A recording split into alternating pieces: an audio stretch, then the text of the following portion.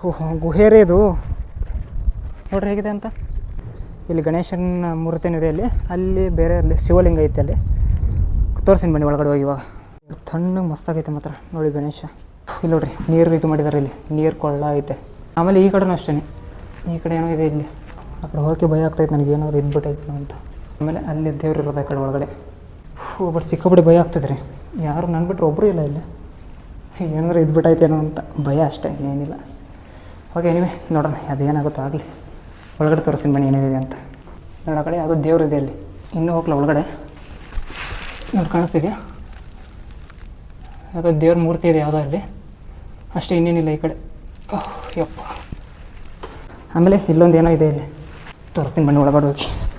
ಹಳೆಯ ಕಾಲದಲ್ಲಿ ಮೊದಲು ಅವ್ರಿಗೆ ಸ್ನಾನ ಮಾಡೋಕ್ಕೆ ಏನಾದರೂ ಮೇ ಬಿ, ಅಂದರೆ ನನಗೆ ಗೊತ್ತಿಲ್ಲ ಕರೆಕ್ಟಾಗಿ, ಬಟ್ ನಾನು ತಿಳ್ಕೊಂಡಷ್ಟು ಹೇಳ್ತಿರೋದು, ಮೇ ಬಿ ಸ್ನಾನದ ಮನೆ ಅನ್ನೋದು ಇರ್ಬೋದು ಅನಿಸುತ್ತೆ. ಅಂದರೆ ಇದೆಲ್ಲ ಈ ಥರ ಇದು ಮಾಡಿದಾರಲ್ಲ ನೋಡಿ ಇಲ್ಲಿ. ಸೊ ಇದರಿಂದ ಹೇಳ್ತಿರೋದು ಮೇ ಬಿ ಸ್ನಾನದ ಮನೆ ಇರ್ಬೋದೇನೋ ಅಂತ ಅಷ್ಟೇ.